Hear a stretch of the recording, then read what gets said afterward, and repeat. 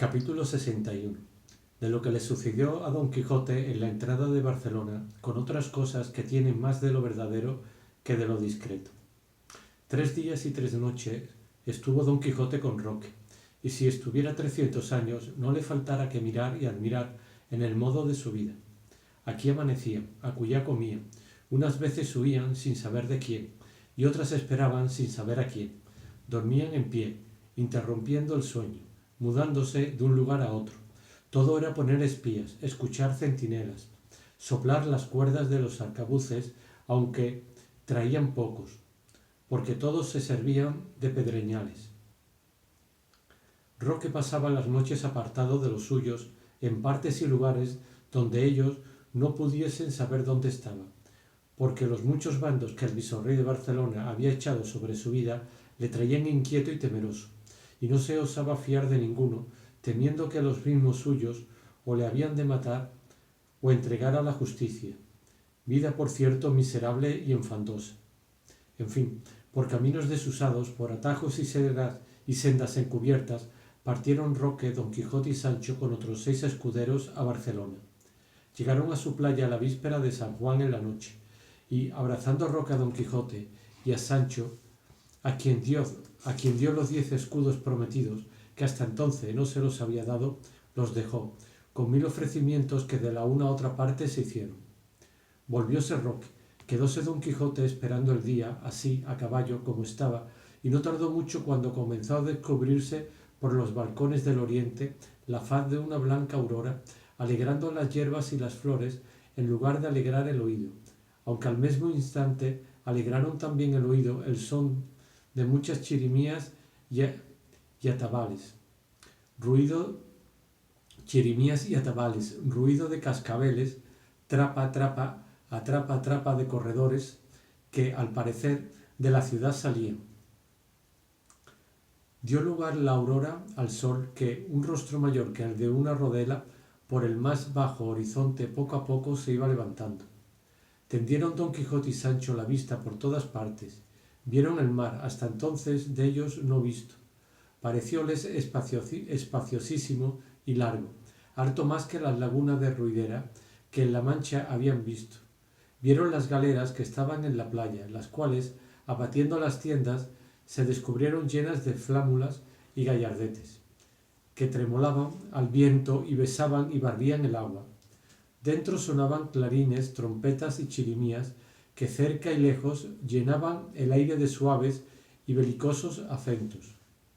Comenzaron a moverse y a hacer modo de escaramuza por las sosegadas aguas, correspondiéndoles casi al mismo modo infinitos caballeros que de la ciudad sobre hermosos caballos y con vistosas libreas salían. Los soldados de las galeras disparaban infinita artillería, a quien respondían los que estaban en las murallas y fuertes de la ciudad, y la artillería gruesa con espantoso estruendo rompía los vientos, a quien respondían los cañones de crujía de las galeras. El mar alegre, la tierra jocunda, el aire claro, solo tal vez turbio el humo de la artillería, parece que iba infundiendo y engendrando gusto súbito en todas las gentes. No podía imaginar Sancho cómo pudiese tener tantos pies aquellos bultos que por la mar se movían. En esto llegaron corriendo, con grita, Lilíes y Algazara, los de las libreas, a donde Don Quijote suspenso y atónito estaba, y uno de ellos, que era el avisado de Roque, dijo en alta voz a Don Quijote: bien se ha venido a nuestra ciudad el espejo, el farol, la estrella y el norte de toda la caballería andante, donde más largamente se contiene. Bien se ha venido, digo, el valeroso Don Quijote de la Mancha, no el falso, no el ficticio, no el apócrifo que en falsas historias estos días nos han mostrado, sino el verdadero, el legal y el fiel que nos describió Cide Hamete Benengeli, flor de los historiadores. No respondió Don Quijote palabra, ni los caballeros esperaron a que la respondiese, sino, volviéndose y revolviéndose con los demás que los seguían, comenzaron a hacer un revuelto caracol alrededor de Don Quijote, el cual, volviéndose a Sancho, dijo: estos bien nos han conocido. Yo apostaré que han leído nuestra historia y aun la del aragonés recién impresa. Volvió otra vez el caballero que habló a don Quijote y dijo: Vuestra merced, señor don Quijote, se vengan con nosotros, que todos somos sus servidores y grandes amigos de Roque Guinart. A lo que don Quijote respondió: Si cortesías engendran cortesías, la vuestra, señor caballero, es hija o pariente muy cercana de las del gran Roque. Llevadme do quisiéredes, que yo no tendré otra voluntad que la vuestra, y más si la queréis ocupar en vuestro servicio.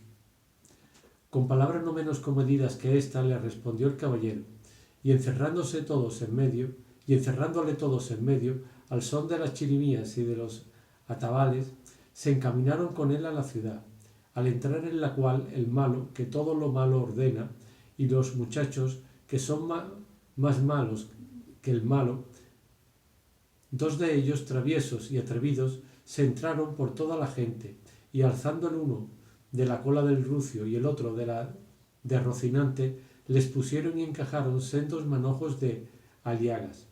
Sintieron los pobres animales las nuevas espuelas, y apretando las colas aumentaron sus disgustos, de manera que, dando mil corcovos,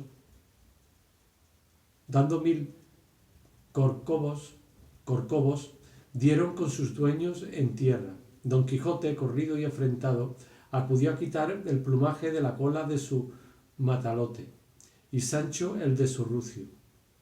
Quisieran los que guiaban a don Quijote castigar el atrevimiento de los muchachos, y no fue posible, porque se encerraron entre más de otros 1000 que los seguían. Volvieron a subir don Quijote y Sancho, con el mismo aplauso y música, llegaron a la casa de su guía, que era grande y principal, en fin, como de caballero rico, donde le dejaremos por agora, porque así lo quiere Cide Hamete.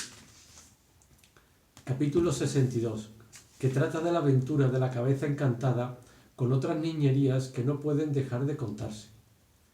Don Antonio Moreno se llamaba el huésped de don Quijote, caballero rico y discreto y amigo de holgarse a lo honesto y afable, el cual, viendo en su casa a don Quijote, andaba buscando modos como, sin su perjuicio, sacase a plaza sus locuras, porque no son burlas las que duelen, ni hay pasatiempos que valgan si son con daño de tercero. Lo primero que hizo fue hacer desarmar a don Quijote y sacarle a vistas con aquel su estrecho y acamuzado vestido, como ya otras veces le hemos descrito y pintado, a un balcón que salía a una calle de las más principales de la ciudad, a vista de las gentes y de los muchachos que como a mona le miraban. Corrieron de nuevo delante de él los de las libreas, como si para él solo, no para alegrar aquel festivo día, se las hubieran puesto, y Sancho estaba contentísimo por parecerle que se había hallado, sin saber cómo no, otras bodas de Camacho, otra casa como la de don Diego de Miranda y otro castillo como el del duque. Comieron aquel día con don Antonio alguno de sus amigos, honrando todos y tratando a don Quijote como a caballero andante, de lo cual, hueco y pomposo, no cabía en sí de contento. Los donaires de Sancho fueron tantos que de su boca andaban como colgados todos los criados de casa y todos cuantos le oían. Estando a la mesa, dijo don Antonio a Sancho: Acá tenemos noticia, buen Sancho, que sois tan amigo del manjar blanco y de albondiguillas que, si os sobran, las guardáis en el seno para el otro día. No, señor, no es así, respondió Sancho, porque tengo más de limpio que de goloso, y mi señor don Quijote, que está delante, sabe bien que con un puño de bellotas o nueces nos solemos pasar entre ambos 8 días. Verdad es que si tal vez me sucede que me den la vaquilla, corro con la soguilla. Quiero decir que como lo que me dan, y uso de los tiempos como los hallo. Y quienquiera que hubiere dicho que yo soy comedor aventajado y no limpio, téngase por dicho que no acierta. Y de otra manera dijera esto, si no mirara las barbas honradas que están a la mesa. Por cierto, dijo don Quijote, que la parsimonia y limpieza con que Sancho come se puede escribir y grabar en láminas de bronce, para que quede en memoria eterna de los siglos venideros.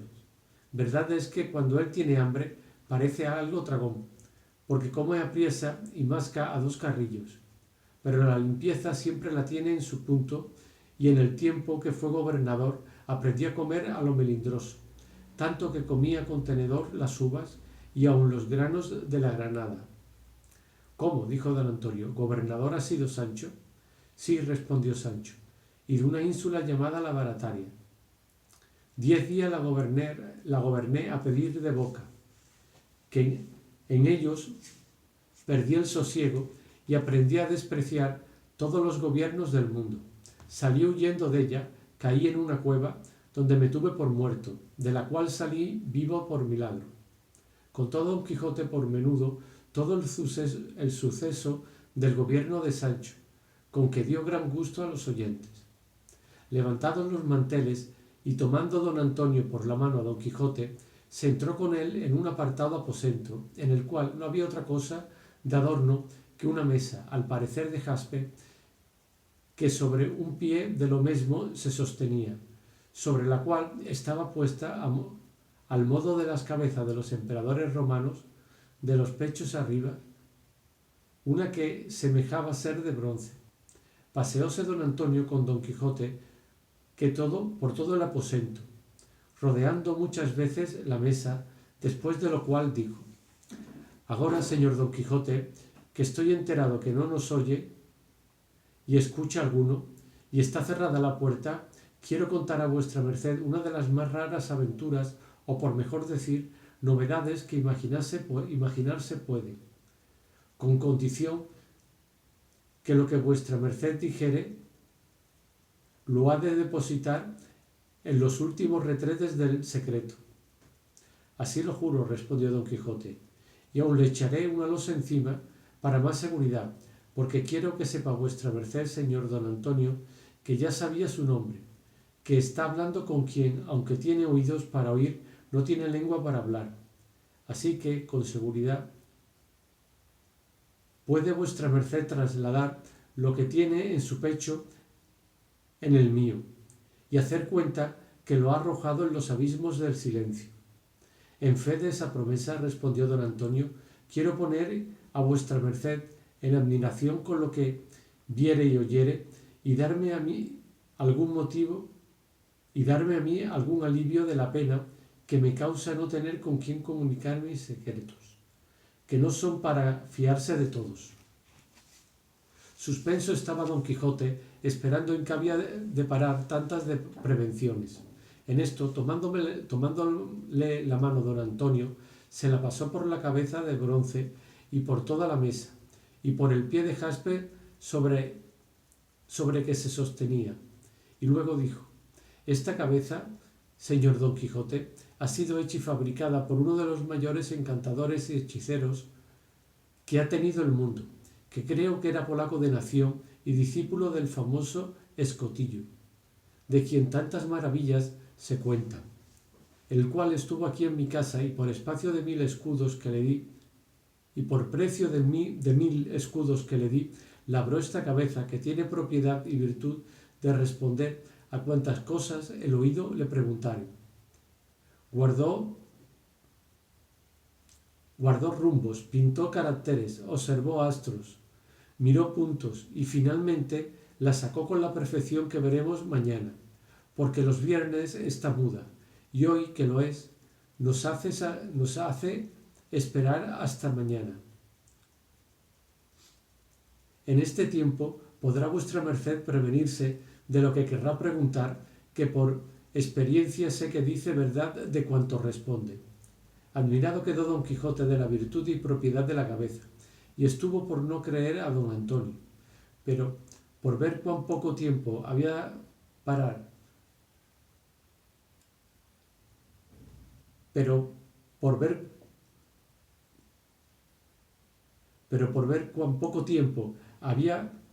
para hacer la experiencia, no quiso decirle otra cosa sino que le agradecía el haberle descubierto tan gran secreto.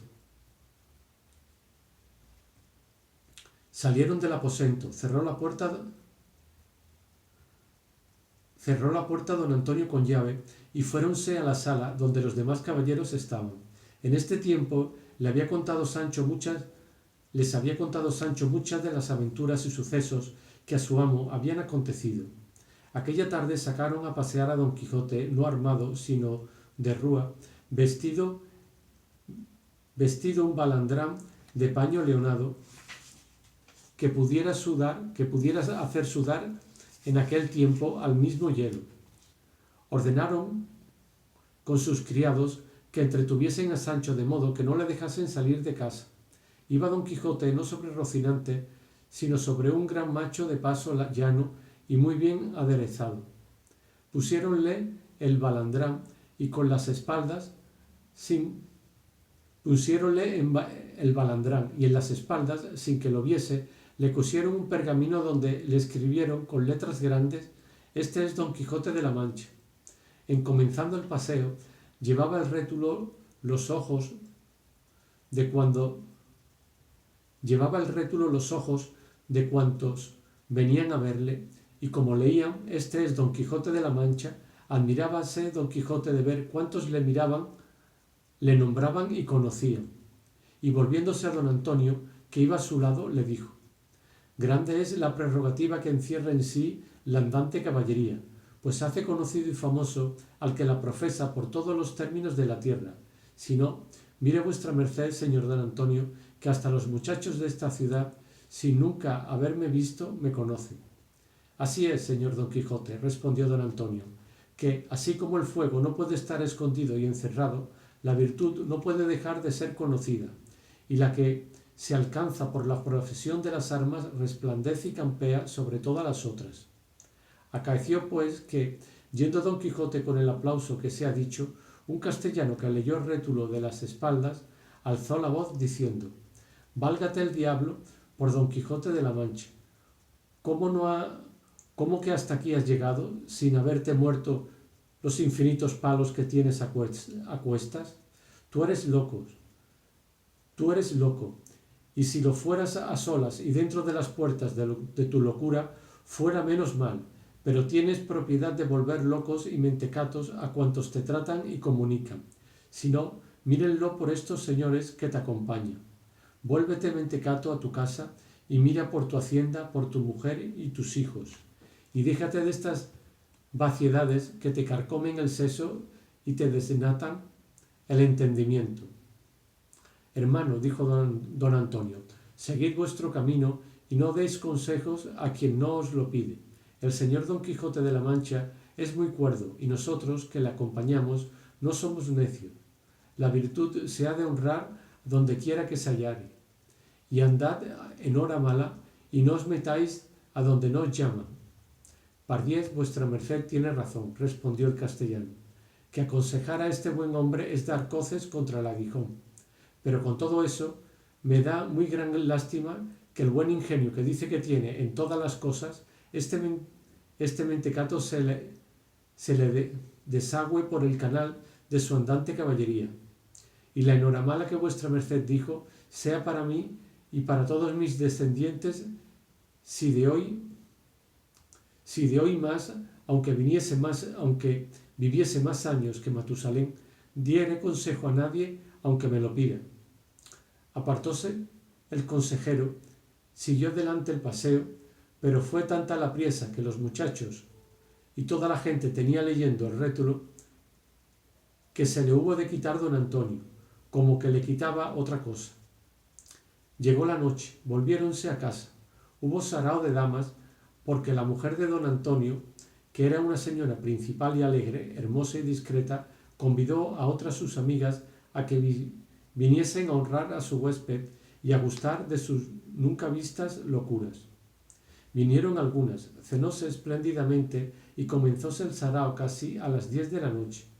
Entre las damas había dos de gusto pícaro y burlonas, y con ser muy honestas eran algo descompuestas por dar lugar que las burlas alegrasen sin enfado. Estas dieron tanta priesa en sacar a danzar a Don Quijote que le molieron, no solo el cuerpo, pero el ánima. Era cosa de ver la figura de Don Quijote, largo, tendido, flaco, amarillo, estrecho en el vestido, desairado y sobre todo no nada ligero. Requebrábanle como a hurto las damiselas, y él también como a hurto las desdeñaba.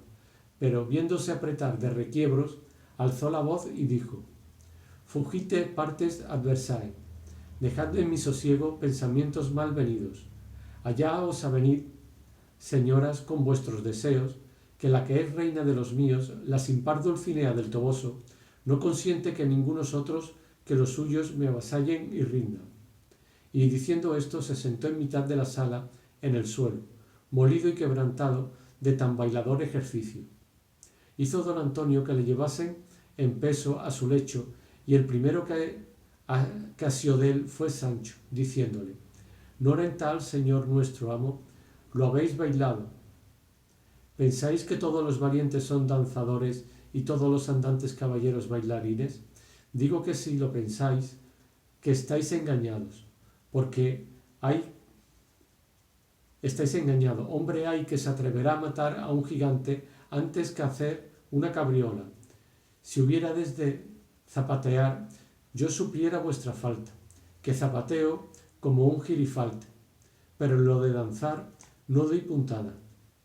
Con estas y otras razones dio a reír Sancho a los del sarao, y dio con su amo en la cama, arropándole para que sudase la frialdad de su baile.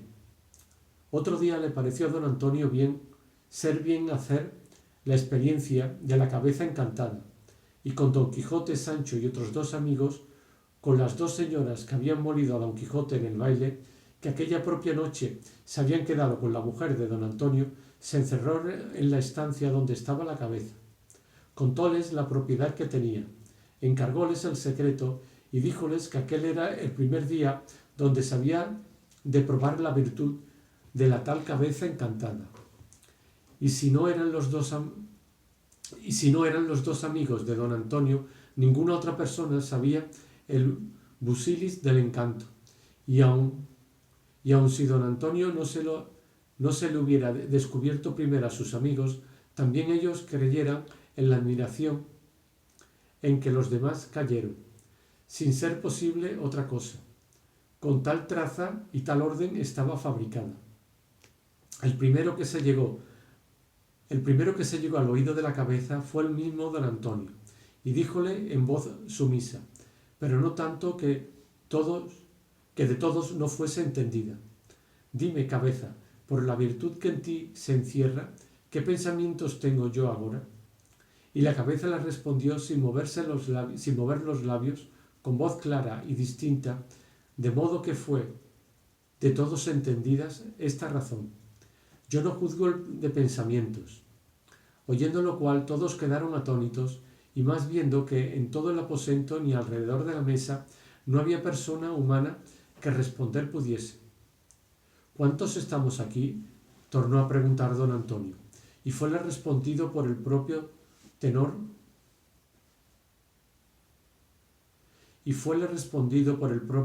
Paso.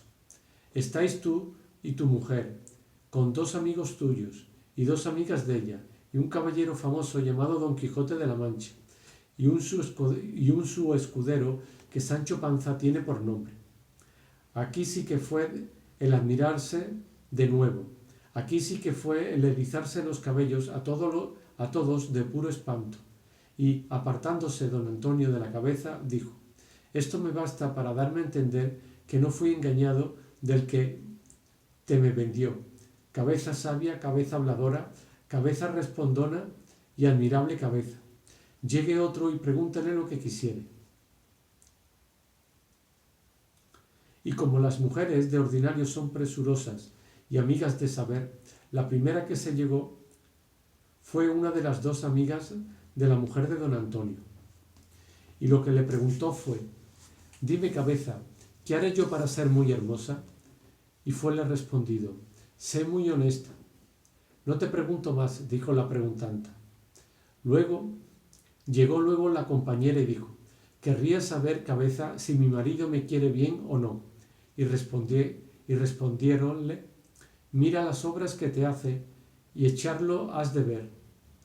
Apartóse la casada diciendo: «Esta respuesta no tenía necesidad de pregunta, porque en efecto las obras que se hacen declaran la voluntad que tiene el que las hace». Luego llegó uno de los dos amigos de don Antonio y preguntóle: «¿Quién soy yo?». Y fuele respondido: «Tú lo sabes». «No te pregunto eso», respondió el caballero, «sino que me digas si me conoces tú». «Sí conozco», le respondieron, «que eres don Pedro Noriz». «No quiero saber más, pues esto basta para entender, oh cabeza, que lo sabes todo». Y apartándose, llegó el otro amigo y preguntóle: «Dime, cabeza, ¿qué deseos tiene mi hijo el mayorazgo?». Ya yo he dicho», le respondieron, «que yo no juzgo de deseos, pero con todo eso te sé decir que los que tu hijo tiene son de enterrarte». «Eso es», dijo el caballero, «lo que veo por los ojos, con el dedo lo señalo». Y no preguntó más. Llegóse la mujer de don Antonio y dijo: «Yo no sé, cabeza, qué preguntarte, solo querría saber de ti si gozaré muchos años de buen marido». Y respondiéronle: «Sí gozarás, porque su salud y su templanza en el vivir prometen muchos años de vida, la cual muchos suelen acortar por su destemplanza». Llegóse luego don Quijote y dijo: «Dime tú, el que responde, ¿fue verdad o fue sueño lo que yo cuento que me pasó en la cueva de Montesinos? ¿Serán ciertos los azotes de Sancho mi escudero?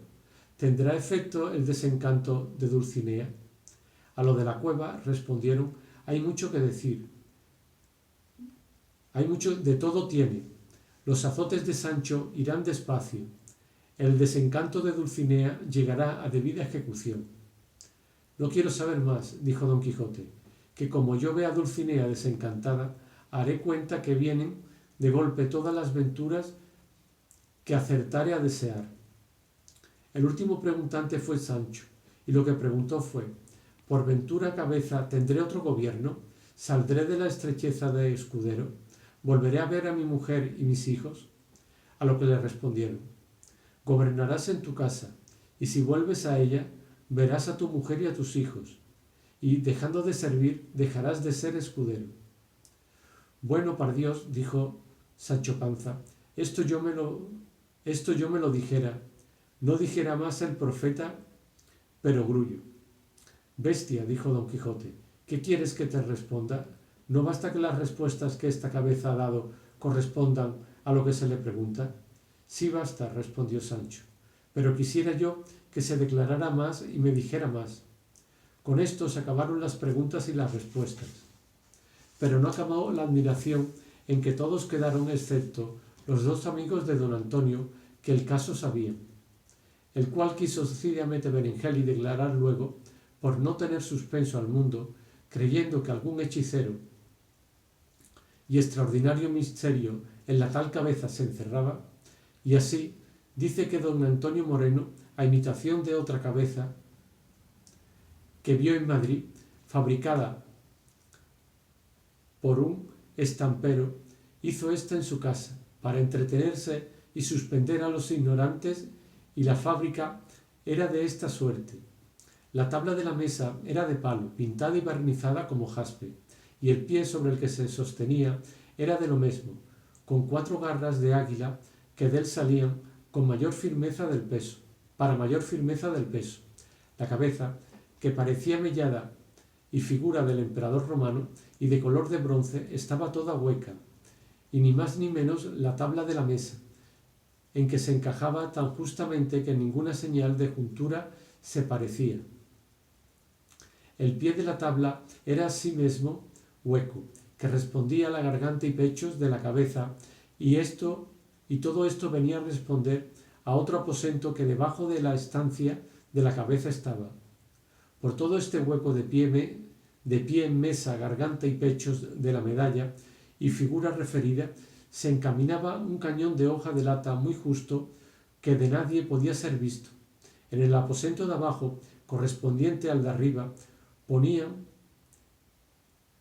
se ponía el que había de responder pegada a la boca con el mismo cañón, de modo que, a modo de cerbatana, iba la voz de arriba abajo y de abajo arriba en palabras articuladas y claras, y de esta manera no era posible conocer el embuste. Un sobrino de don Antonio, estudiante agudo y discreto, fue el respondiente, el cual, estando avisado de su señor tío de los que habían de entrar con él en aquel día en el aposento de la cabeza, le fue fácil responder con presteza y puntualidad a la primera pregunta, y a las demás respondió por conjeturas y como discretamente. Y dice más cidiamente que hasta 10 o 12 días duró esta maravillosa máquina, pero que divulgándose por la ciudad que don Antonio tenía en su casa una cabeza encantada, que a cuantos le preguntaban respondía, temiendo no llegase a los oídos de las despiertas centinelas de nuestra fe, habiendo declarado el caso a los señores inquisidores, le mandaron que lo deshiciese y no pasase más adelante, porque el vulgo ignorante no se escandalizase. Pero en la opinión de Don Quijote y de Sancho Panza, la cabeza quedó por encantada y por respondona, más a satisfacción de Don Quijote que de Sancho.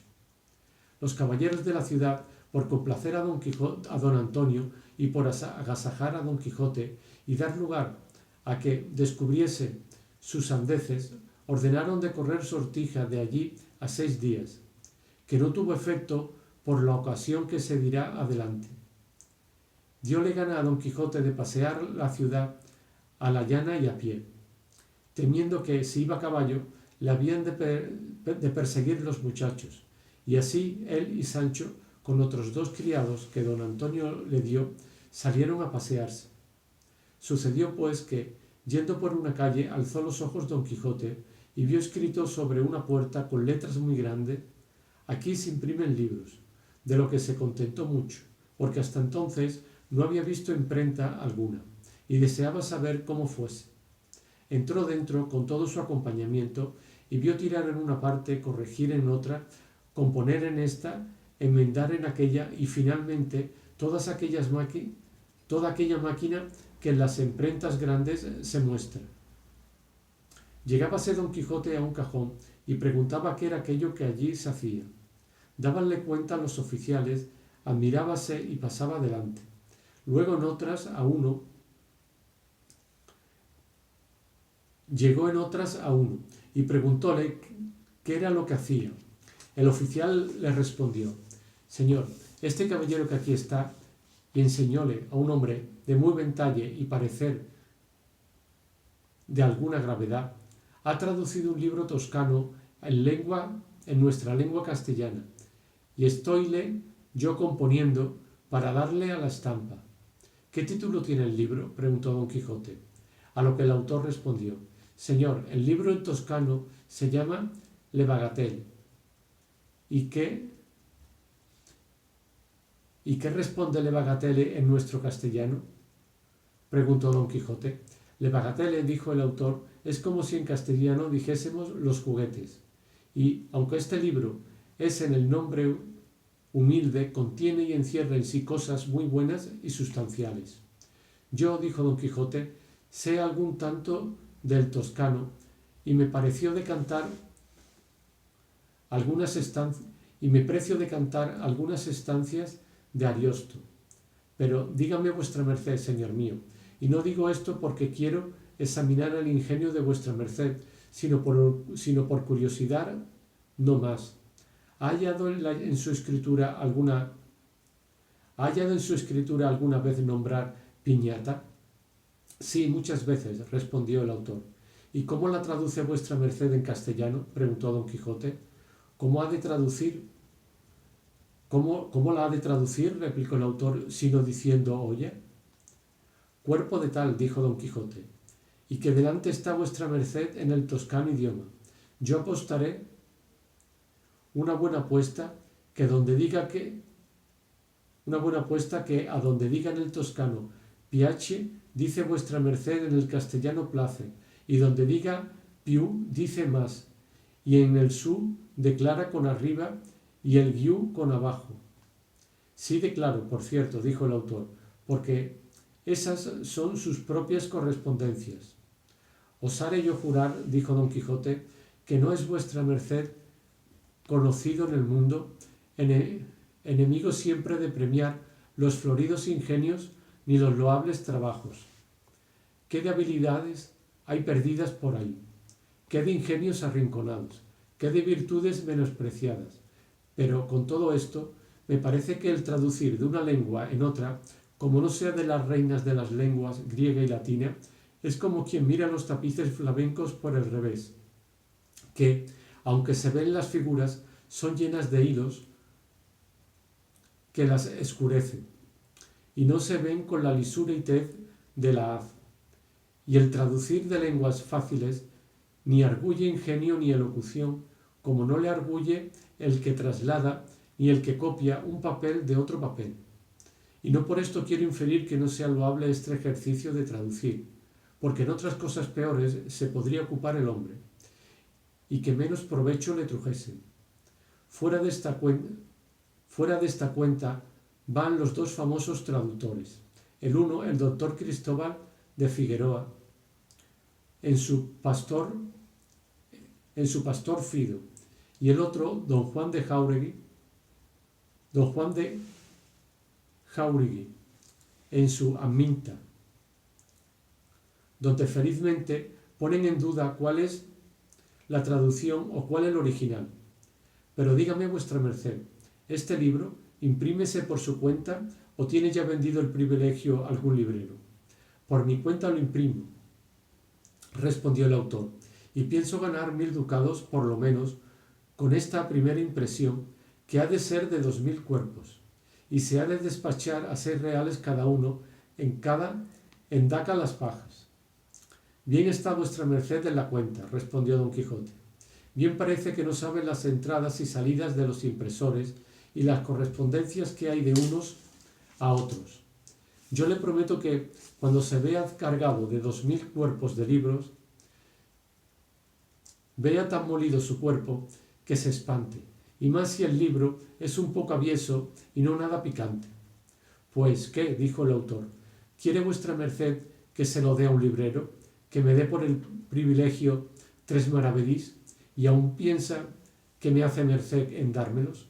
Yo no imprimo mis libros para alcanzar fama en el mundo, que ya en él soy conocido por mis obras.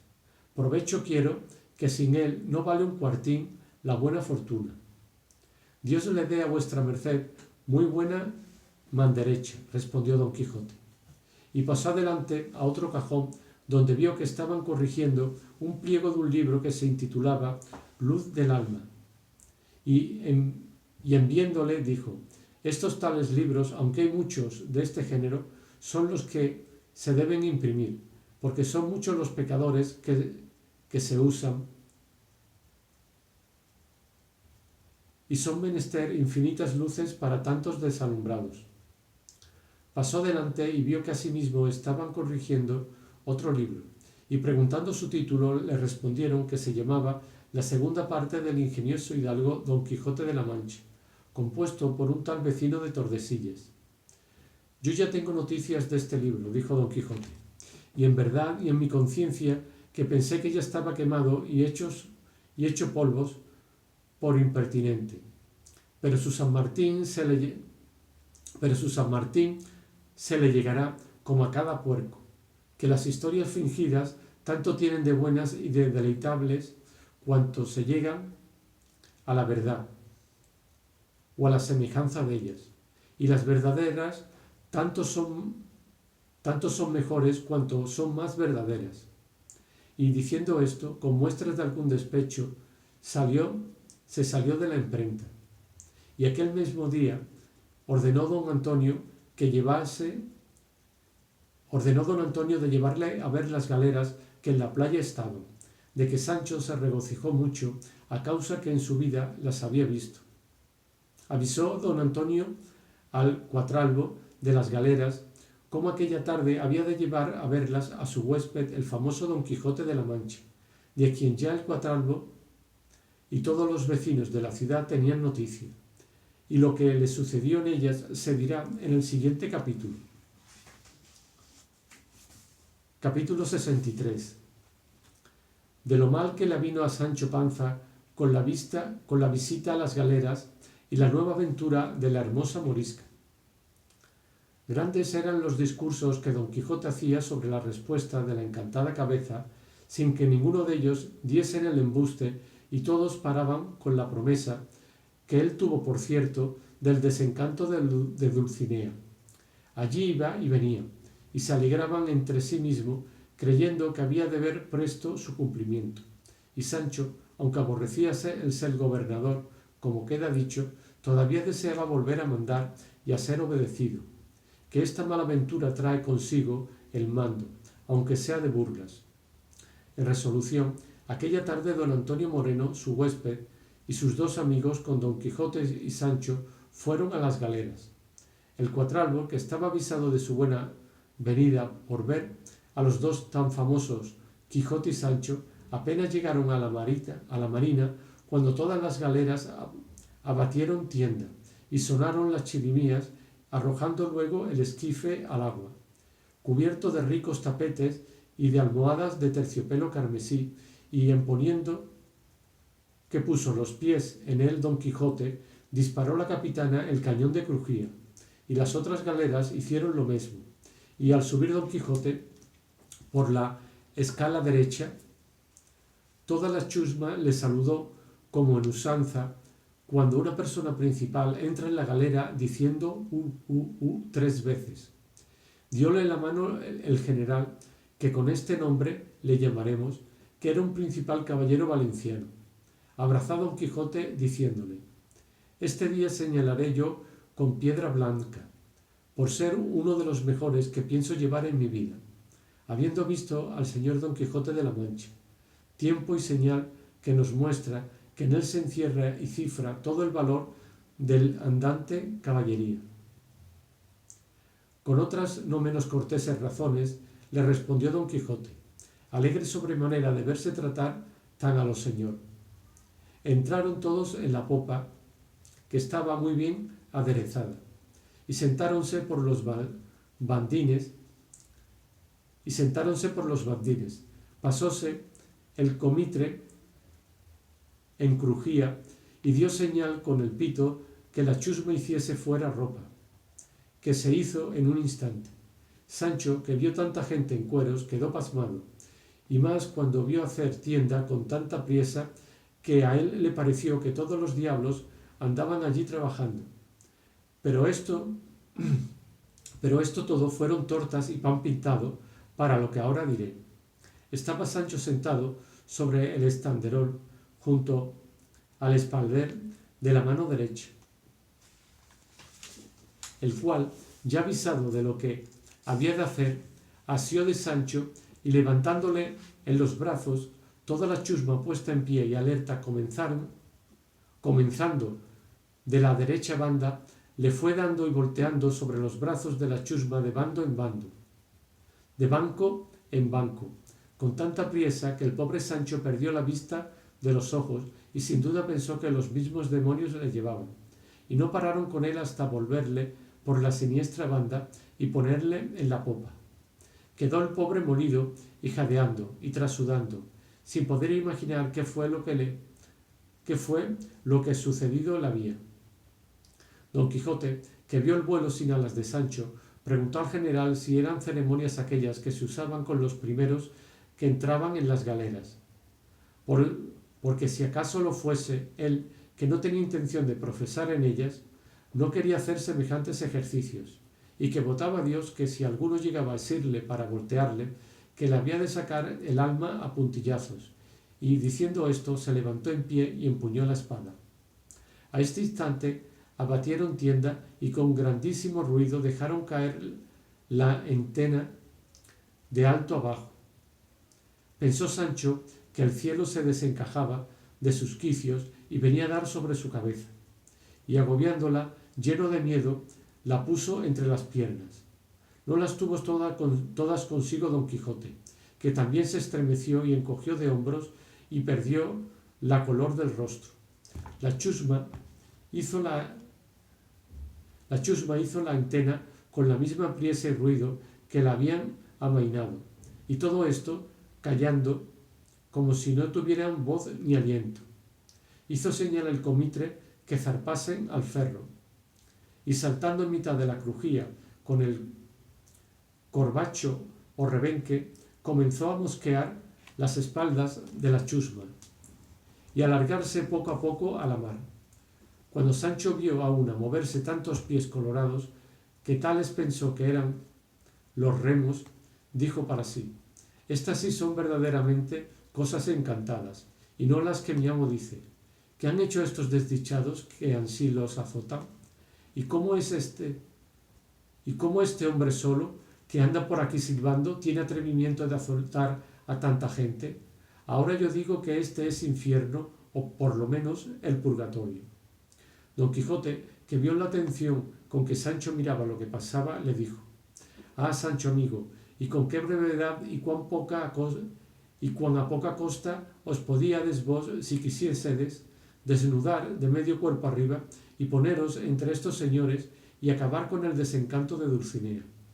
Pues con la miseria y pena de tantos no sentiríades vos mucho la vuestra, y más que podría ser que el sabio Merlín tomase en cuenta cada azote de estos por ser dados de buena mano, por 10 de los que vos finalmente os habéis de dar. Preguntar quería el general qué azotes eran aquellos o qué desencanto de Dulcinea, cuando dijo el marinero: señal hace Monjuy de que hay bajel de remos en la costa por la banda del poniente. Esto oído, saltó el general en la crujía y dijo: hijos, no se nos vaya, algún bergantín de corsarios de Argel debe de ser este que la atalaya nos señala. Llegáronse luego las otras 3 galeras a la capitana a saber lo que se les ordenaba. Mandó el general que las 2 saliesen a la mar, y con él la otra iría tierra a tierra, porque ansí el bajel no se les escaparía. Apretó la chusma los remos, impeliendo las galeras con tanta furia que parecía que volaban. Las que salieron a la mar, a obra de 2 millas, descubrieron un bajel que con la vista le marcaron por de hasta 14 o 15 bancos, y así era la verdad, el cual bajel, cuando descubrió las galeras, se puso en caza, con intención y esperanza de escaparse por su ligereza. Pero avínole mal, porque la galera capitana era de los más ligeros bajeles que en la mar navegaban, y así le fue entrando, que claramente los del bergantín conocieron que no podían escaparse, y así el arraiz quisiera que dejaran los remos y se entregaran, por no irritar a enojo al capitán que nuestra galera regía. Pero la suerte, que de otra manera lo guiaba, ordenó que, ya que la capitana llegaba tan cerca que podían los del bajel oír las voces que desde ella le decían que se rindiesen, 2 toraquís, que es como decir 2 turcos borrachos, que en el bergantín venían con estos 12, dispararon 2 escopetas, con que dieron muerte a 2 soldados que sobre nuestras arrumbadas venían.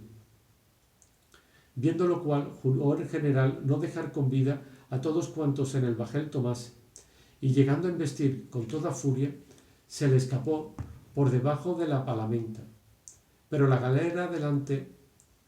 pasó la galera delante un buen trecho. Los del bajel se vieron perdidos, hicieron vela en tanto que la galera volvía, y de nuevo a vela y a remo se pusieron en caza. Pero no les aprovechó su diligencia, tanto como les dañó su atrevimiento, porque alcanzándole la capitana a poco más de media milla, les echó la palamenta encima y los cogió vivos a todos. Llegaron en esto las otras 2 galeras, y todas 4 con la presa volvieron a la playa, donde infinita gente los estaba esperando, deseosos de ver lo que traían. Dio fondo el general cerca de tierra, y conoció que estaba en la marina el virrey de la ciudad. Mandó echar al esquife para traerle, y mandó amainar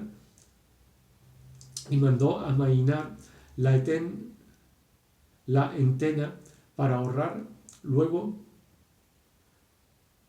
y mandó amainar la entena para ahorcar luego a Larráez y a los demás turcos que con el bajel habían cogido, que serían hasta 36 personas, todos gallardos y los más escopeteros turcos. Preguntó el general quién era Larráez del bergantín, y fuele respondido por uno de los cautivos en lengua castellana, que después pareció ser renegado español: este mancebo, señor, que aquí veis, es nuestro Larráez.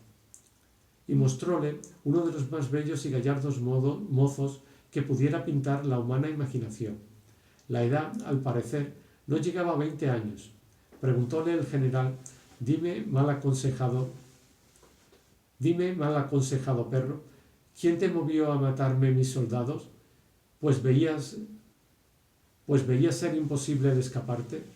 Ese respeto se guarda a las capitanas.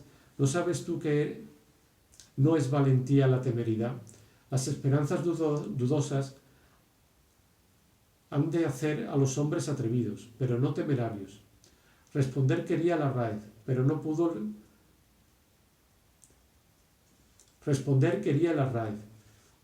el general por entonces oír la respuesta, por acudir a recibir al virrey, que ya entraba en la galera, con la cual entraron algunos de sus criados y algunas personas del pueblo.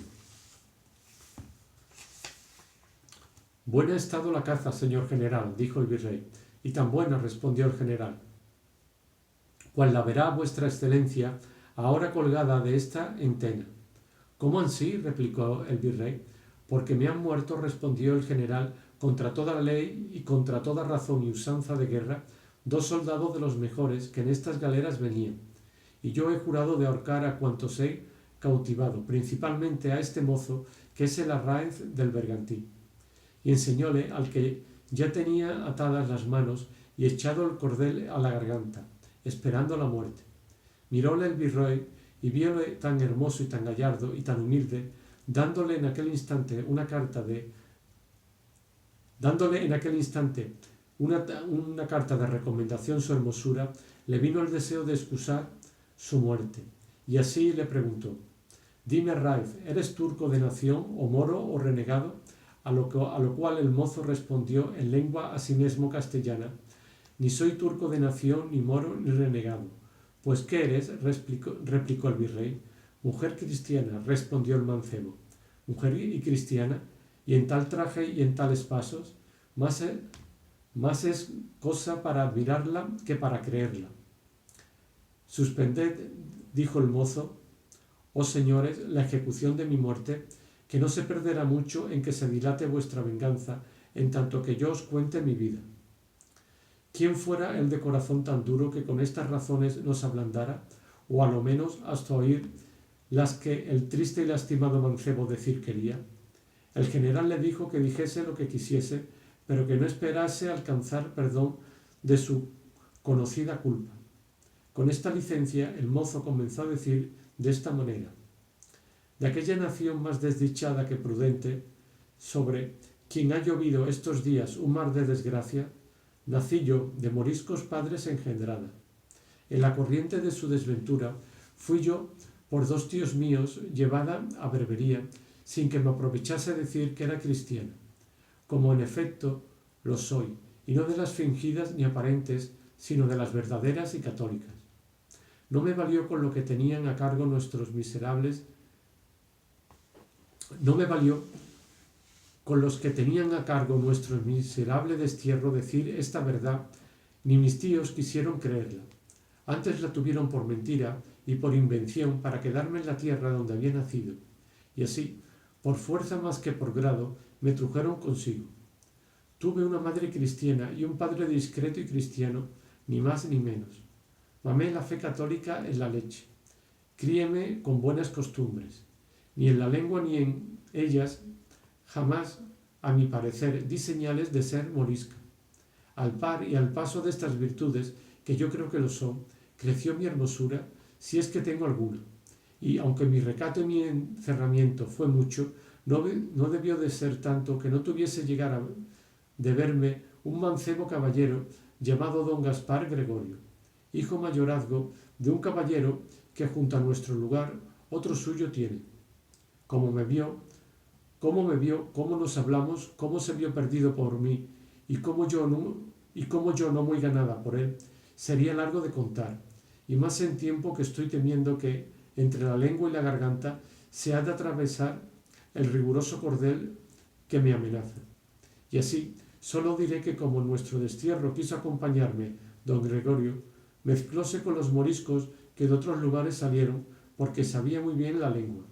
Y en el viaje se hizo amigo de 2 tíos míos que consigo me traían, porque mi padre, prudente y prevenido, así como yo el primer bando de nuestro destierro, se salió del lugar y fue a buscar alguno en los reinos extraños que nos acogiese. Dejó encerradas y enterradas en una parte de quien yo solo tengo noticia muchas perlas y piedras de gran valor, con algunos dineros encruzados y doblones de oro. Mandóme que no tocase el tesoro que dejaba en ninguna manera, si acaso antes que él volviese nos